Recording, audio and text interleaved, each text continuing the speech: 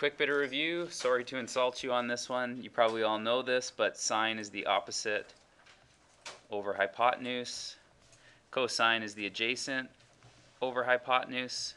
And tangent is the opposite over adjacent. And you guys all probably learned this phrase way back in grade 8 or 9. You remember this as SOHCAHTOA. So the only reason we're learning that all over again today, I'm sure you all know that, it's the, we probably haven't heard of the next ones we're going to be talking about. Okay, so this first ratio that you probably haven't heard of is the cosecant. And its abbreviation is the cusc. And it is the hypotenuse over the opposite. The next one is the secant. And it is the hypotenuse over the adjacent. And finally, you have the cotangent, which is the adjacent over the opposite.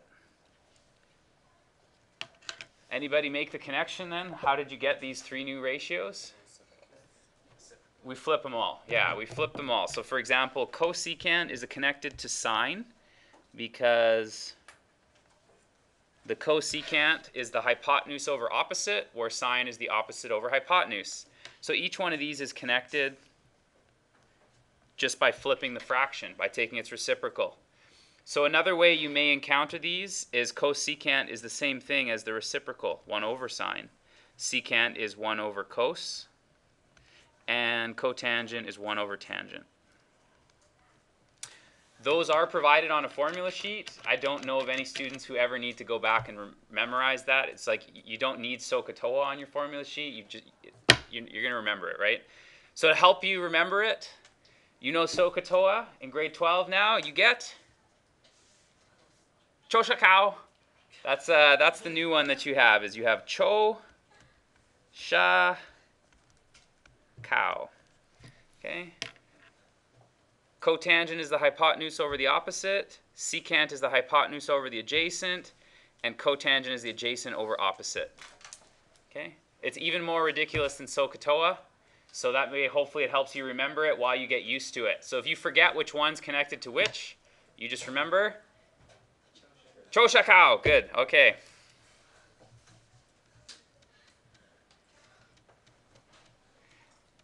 Okay, so now life just got twice as hard for you because now instead of having 3 trig ratios, you have 6. But really, you have 3 who can be flipped as a reciprocal. That's all. So we're going to go and find the trig ratios now. We're going to do it in radians. And the range is from -pi to pi. So I'll walk you through that process again. Always good to start with a picture. Which quadrant is this point in? 4, yeah. X is positive, Y is negative. We're not too concerned about, our accuracy. As long as we have the right quadrant, that certainly helps. And then we'll put our triangle into here.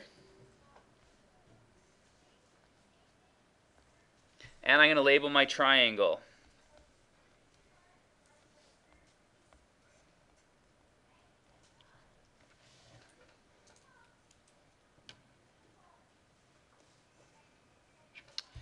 Now,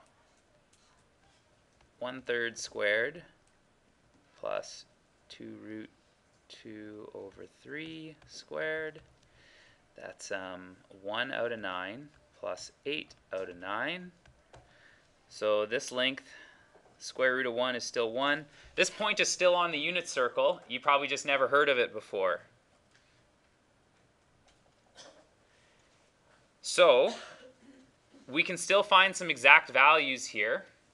If this is the angle that I'm looking for, remember it's always the reference angle that we're concerned about. And I'm going to put this in a different color just to make sure you guys all do this as well. Provided that you keep the positives and negatives in your triangle, then you'll always end up with the proper signs, right? You don't want to end up, I know it's weird to think a triangle has a negative length, but if you forget the negative, you're going to end up with an answer that may be positive when it's supposed to be negative, or vice versa. So as long as you put that point on the page properly and label your triangle with the coordinates, everything will be fine.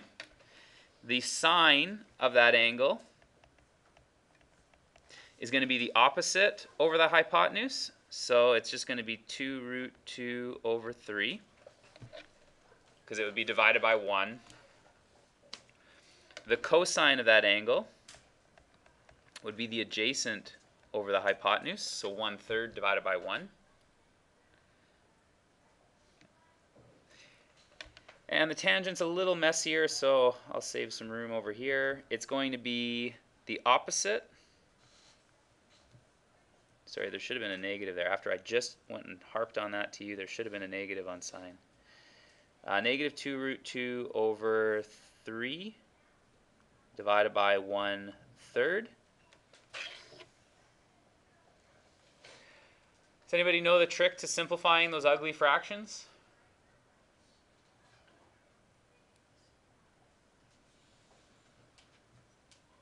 You're trying to knock out two denominators at the same time. So what you're doing is you look here at this denominator and you look at this denominator and you try to decide, how can I knock them both out at the same time?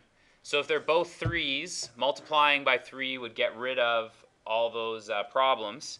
So for example, if I go like this, times 3 over 3, right, then the bottom fraction, 1/3 times 3, is just 1. And the top fraction is just going to be negative 2 root 2. So the tangent is negative 2 root 2.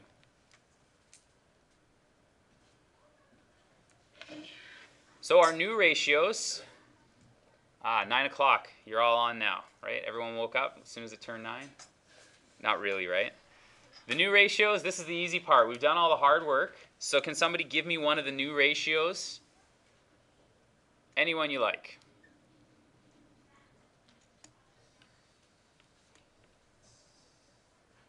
What do you think? 1/2. Okay, and which ratio are you talking about? You're talking about cow there, actually. Yeah, because cow is 1 over tangent, and that would be cotangent theta is 1 over negative 2 root 2. All right, what else? What is 3?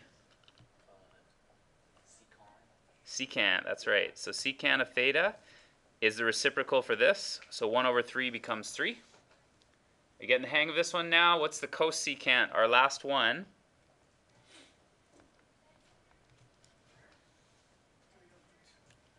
Yeah, negative 3 over 2 root 2. It's still negative, right? We just flipped it. Now, I don't know if this helps you. Some people like this. There's only one co in each pair.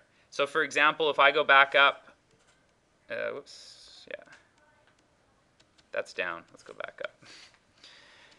There's only one in each pair, like sine and cosecant, cosine and secant, tangent, cotangent. So there's only one co. It kind of helps you eliminate some of your possibilities. So if you're dealing with cotangent, that one hopefully is obvious. It pairs up with tangent. The cosecant has to pair up with sine because cosine already has a co in it. Okay, I don't know if that's an official math thing, but it works. So if it helps you while you're sorting it out at the beginning, you get one co between each pair. Okay, so the next one, what if I gave you the ratio that sine of theta is 21 over 9?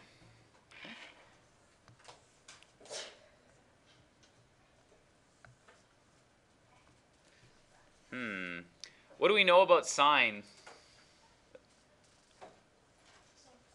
Opposite over hypotenuse. So opposite over hypotenuse. If I have an angle, the opposite is going to have, or sorry, if I have a triangle, the opposite side is going to be length 21 and the hypotenuse is going to be length 29. So can anyone figure out where I might be able to draw this? Yeah, anywhere else? Yeah, there's going to be more than one answer here because from the information I've got, both of these will work. This would be 21, 21, because it's opposite to the angle. And the hypotenuse is 29. Sorry. That should have been, yeah, quadrant 2. I don't know why I'm getting my x's and y's mixed up today. Brutal. Okay. Should have been over here. That's 21 there. That's 29. Okay. And then Pythagoras can tell me what the last piece is. So this piece here with the question mark, that's going to be 29 squared minus 21 squared. And then, so this is 400. Square root of 400 is 20. So that's what we get here. Are there any, sorry? Yep. So this side would be negative. Nice call.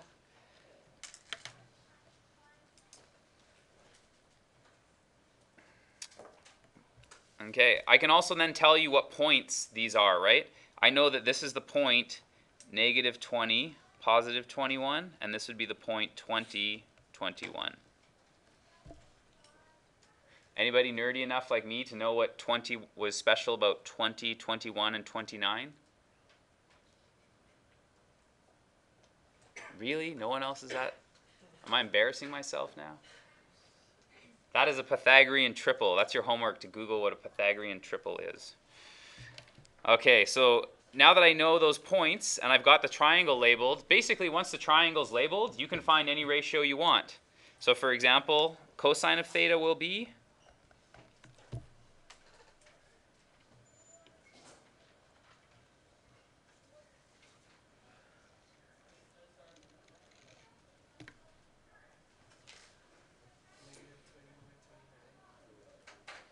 negative 20 over 29.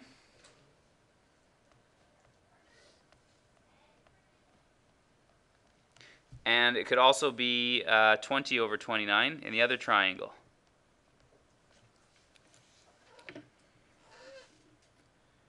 Okay, what about the tangent?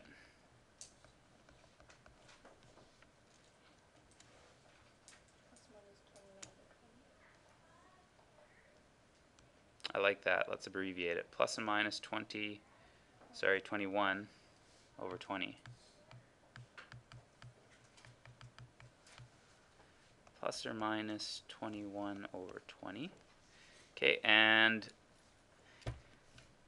let's see. Now that I know that, I'm going to do, which one of the Chosha cows would you like me to do? And then I'll, yes? Okay, for 21, if it's negative, couldn't it also be on the bottom? If it helps, it's the same, what we just wrote there is the same as 21 over plus or minus 20, right? We just shrunk it instead of writing two separate fractions. Good question. Okay, so which one would you like me to do? Cosecant, secant, or cotangent?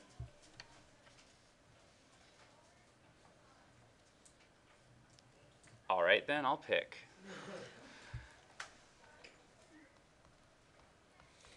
So cotangent, all I have to do is flip it once I know what the tangent is. Okay. Can anybody describe the secant for me?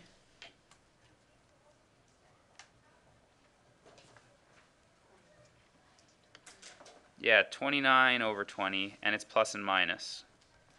We'd have to have more info if we'd have to have more info about this if it was to give us just one answer. Okay, and then finally, what about the cosecant? Yeah, there's only one answer here because we know that the sign is positive, so 29 over 21. Okay. So this one is just a real quick one I need to go over with you. Let me just bring up my calculator. Grab yours. Okay, so all I need you to be aware of is that if you go to this button here that says mode, then you have your choices here of radians or degrees. Make sure you're using the appropriate mode. Somebody may have changed it, or you went to physics class and you changed it back. but it won't help if you're not in the right mode. So if you move it down and over to degree and you click enter, then to get out of this, all you have to do once it's moved is just hit clear, and it goes back to this screen. Okay, so I'm in degrees now. I can ask for the cosine of 125.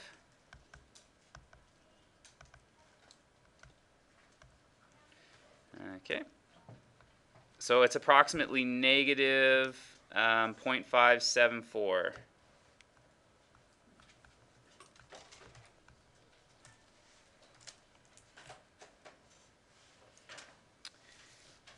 Okay, now the secant button. Can anyone find the secant button? I couldn't fool you, huh? There is no secant button because you're expected to know. The calculator was like, oh man, if we put every possible button on this calculator, it would take like the entire desk up. So they just have sine, cosine, and tangent. How are we going to enter in the secant of 327? Good, so we're going to go 1 over the cosine of 327.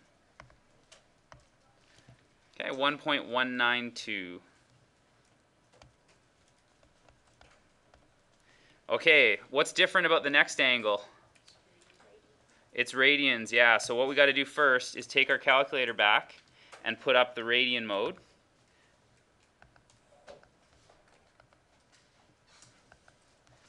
Okay. So how would you calculate cotangent?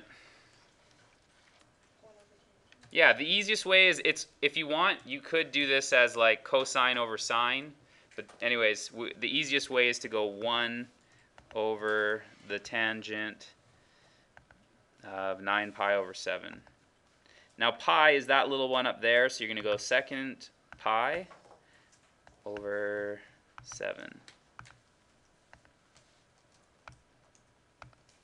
So 0.97, so sorry, 0.797.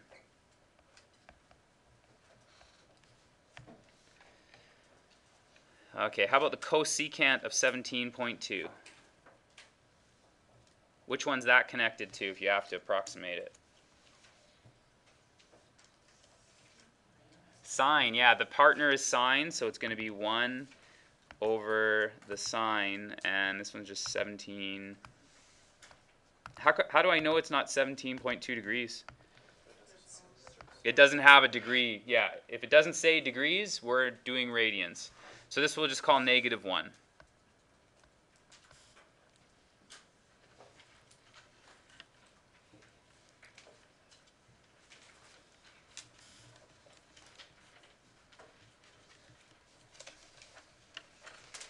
Okay, let's use our knowledge so far. What quadrant could we find the angle in if we knew the sine was positive and the tangent was negative?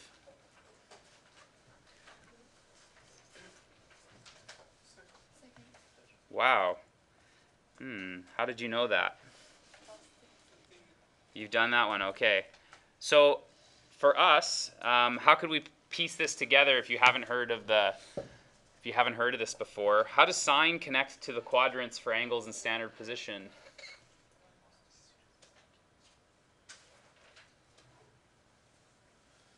Sine is connected to the leg bone. The leg bone's connected to... Nobody remembers that song? No? Guess you don't watch Sesame Street anymore. Sine is connected to y, right? So when sine is positive, that means I have to be up top. So it could be here, or it could be here. How do you make the tangent negative? How would you do that? Tangent negative means, well, the clue you can work with is that it's y over x. So how do you make y over x negative? One of them has to be negative, and the other one has to be positive. So here's where the tangent would say one of them is positive, the other one is negative. One of them is positive, the other one is negative. So that's, oops, sorry, I did it backwards. One of them is positive, the other one is negative, and one of them is positive, the other one's negative. So this one, they both agree over here in quadrant 2. Okay. So I'm going to summarize for you in a nice little chart how we could get this. If we have sine, cosine, and tangent, and we have quadrants 1, 2, 3, and 4. So sine, remember, is connected to y on the unit circle. So this gives us our hint. Is y positive or negative in quadrant 1? Quadrant 2 it is. Okay, quadrant 3. And then quadrant 4 it's negative as well, because we're talking about the y coordinate here. What about cosine then? If I'm in quadrant 1, it must be? Because the x coordinate is positive. What about quadrant 2? Yeah, I'm on the left side. Quadrant 3? Still on the left side, and then quadrant 4 will be positive. So if you want to know what's happening to tangent, you have to divide the two. Positive divided by a positive is still positive.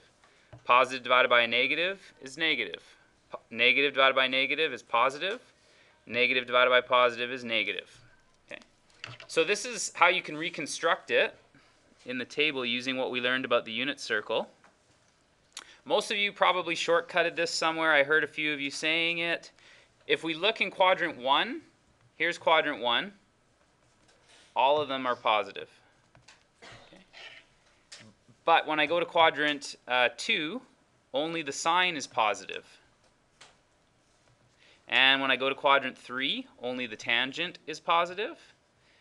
And when I go to quadrant 4, only the cosine is positive. So some people know this as the cast rule because they'll go like that. The only thing I don't like about the cast rule is it starts in quadrant 4. It'd be cool if it started in quadrant 1, because then it would be the same way that you went around, but it starts in quadrant 4. Okay? So the cast rule is one way people remember that as a shortcut. Otherwise, you can use your favorite acronym, like add sugar to coffee. All students take calculus. Anybody heard other ones out there? All students take chemistry. Yeah, but I don't know why they'd say that in a math class, right? Okay, so you can use your favorite acronym.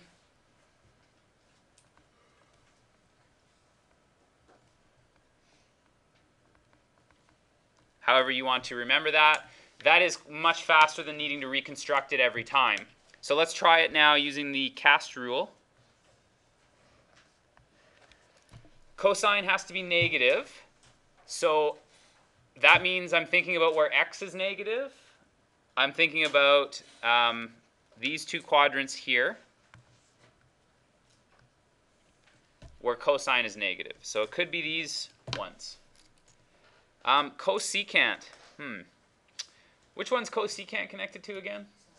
Yeah, when you take the reciprocal, does that change the positive or negative at all? No, so we're talking about the same thing. Cosecant being negative, that's the same thing as thinking that the sine is negative. So where should I be looking then? That's the answer. Yeah, I'm looking in quadrants 3 and 4. So the cast rule tells me that sine is negative here and here. It's also because the y value is below the x-axis, right? I'm underneath where y is negative. So altogether then, they agree in quadrant 3. So this would be, you'd find that angle in quadrant 3. Okay. That is going to be a big skill that we end up using as we go looking for angles in equations next time we meet. But for today, that's as far as we're going to go with it. Okay. But this time we're going to go back to using special triangles to find exact values. Okay. We've talked about some of your ratios before, but we're going to do it with cotangent, secant, all that kind of stuff today. So for example, if I wanted the exact value of 270 degrees, okay, let's see here. Always a good idea to have those special triangles handy just for your reference.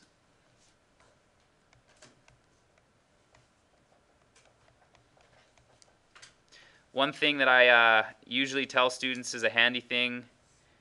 If you're doing a quiz or a test or a provincial exam or something like that, if you know you're going to be doing trig, it's one of those things where flip over your page, draw the two triangles, and then you can refer to it for the rest of the time you need it. So we'll use it for the rest of these questions. So I'll take the time to fill them in.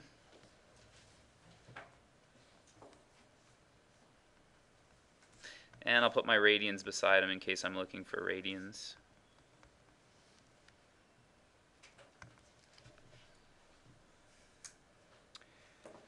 All right, so I look for 270 degrees and I find it in which triangle? Oh, so close. How else have we found exact values so far?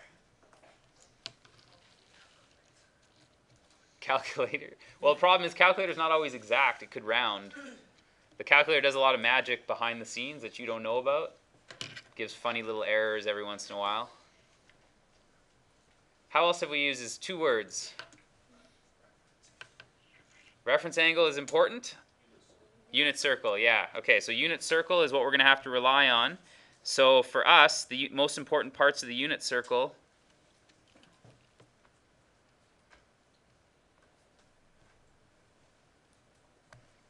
are here.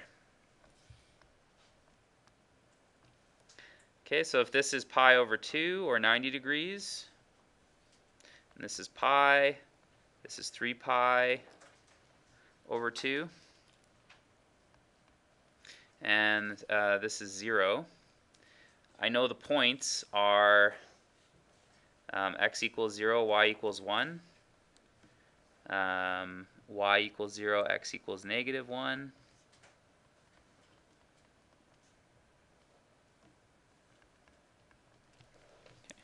So those are our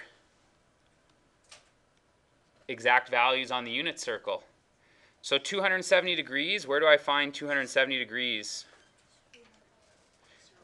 Yeah, it's this one right here.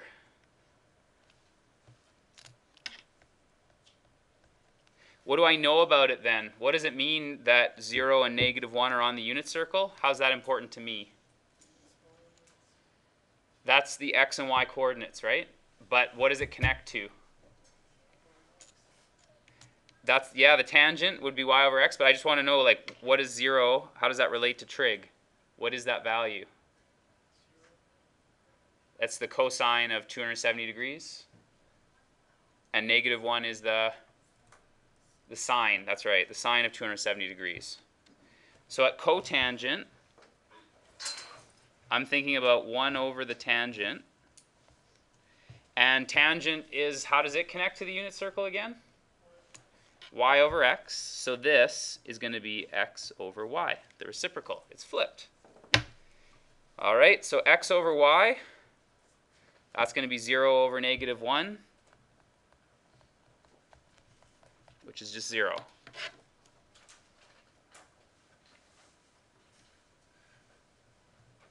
Okay. All right, so we're going to move to the secant of 5 pi over 6. 5 pi over 6, where is that? Let's find out.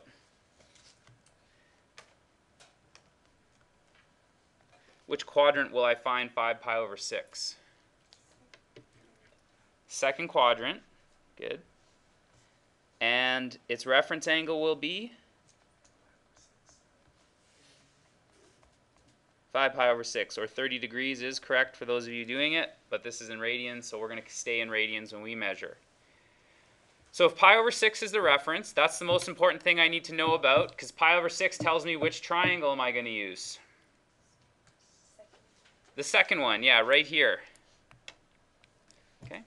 So if I was to draw the rest of this triangle, I can now label the links because I see the triangle right here. It's 2, root 3, and 1. Anything wrong with the way I've labeled my triangle? It's okay that we're not on the unit circle. The unit circle would be exactly the same. It would just be right here halfway. See, those triangles are similar, right? We'd have to scale similar figures. We'd just have to scale them. Here would be if the unit circle, right, at 1. Good catch. That x value is negative. It goes backwards, right? That makes a huge difference because now if I'm going to do opposite over adjacent, that kind of stuff. Oh, thank you. Yeah, you're about to tell me. What are you about to tell me, Jem? Yeah. How did you know that? Because 30 is opposite to 1. Yeah, 30 is opposite to 1. So this side here should have been 1. Whereas 60 is opposite to root 3.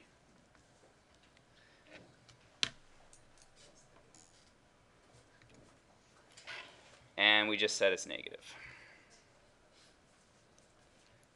Just on fire this morning. Holy. And it's on YouTube for everyone to see. You can say, hey, go look at Mr. Joyce screw up. Okay, so we've reconstructed our triangle, and it's very important that you pay attention to what's positive or negative. If that wasn't there, and I asked you, for example, for the tangent, it's going to be the tangent would be 1 over, if I wanted the tangent, it would just say 1 over root 3, right? But that's not correct, because tangent should be negative in that quadrant. So it means I forgot a negative, and I would, now I have the correct answer, because I'd have 1 over negative root 3. So if I'm looking for the secant, what would the exact value for the secant of 5 pi over 6 be? Negative 2 over root 3. So how did you do that? Adjacent over hypotenuse. Good. This is Shah. So hypotenuse over adjacent. And in our case, that's going to be 2 over negative root 3 or negative 2 over root 3. Now remember, there's that fun little thing that your textbook might do to you, which is to say, let's rationalize this. They are the same thing, right? Just in case you run across it and think you got it wrong when in fact you are correct. I'm not really sure how that's simpler. There's 1, 2, 3 operations in, no, let's see. 1, 2, 3 operations there, and there's only 2 in the original, so anyways, the joys of rationalizing denominators. Okay, so what I'd like you to try here is the last one. See if you can reconstruct the angle. If you can reconstruct the angle, try to reconstruct the triangle. Use that triangle to tell me what's the exact value for sine of 4 pi over 3. Now, while you're working there, just a word of caution. You'll notice that we haven't used our calculator for any of this kind of questions. That will be the expectation when we do your quiz and when we do your unit test as well. There will be a portion where a calculator is not permitted. That's the only way that I know you're doing exact values without one. So try this. Try not to use your calculator. Do your best just to refer to the exact values in the special triangles. Okay, gang, so I'm just going to step through it then, and we'll see how everyone's doing. The first thing I always do, and believe me, I've been doing this for so long, and I still think it's, the way to go. Don't skip this step. Draw the picture. Negative 4 pi over 3, where is that going to be? What quadrant? Second one, yeah, it's negative. So we have to back up, and we're going to end up somewhere over here like this. Okay. So that would be negative pi there, and then one more. This is negative pi over 3. So I can find my reference angle. It's pi over 3.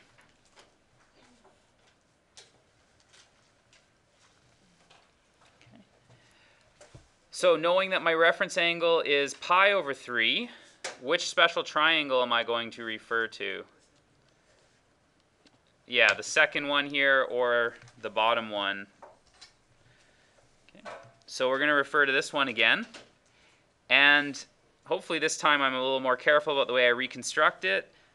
Pi over 3, that's the 60 degrees. It is across from root 3. There, how did I do? Redemption? Okay, don't fire me just yet, I promise. I'll get better. And then 30 degrees at the top would be straight across from a 1. Any problems so far? What is the... Good, it's negative 1. Okay, that negative has to be in there or your answer may not be correct. So now that I've reconstructed the triangle, all that's left for me to do is the sine of the angle is the opposite over the hypotenuse. For us, that's going to be root 3 over 2. Okay? That's the exact value. Your calculator can give you a decimal answer, I believe, for it, but we can find it exactly that way. So actually, before I just assign you off your practice on this stuff, if you're worried about this, you might realize that a lot of this stuff keeps getting, the similar angles keep appearing. That's because your exact values, that's where you're responsible for. That's your world of exact values. The unit circle there that's illustrated and those two triangles, the only thing I can do to venture out of there is give you coterminal angles, or they all have to have these reference angles is what I'm saying. So no more angles are coming, but this is where you always refer to get back to where your exact values will be. Okay? Okay, so I'll let you take a minute there. You can check out your homework.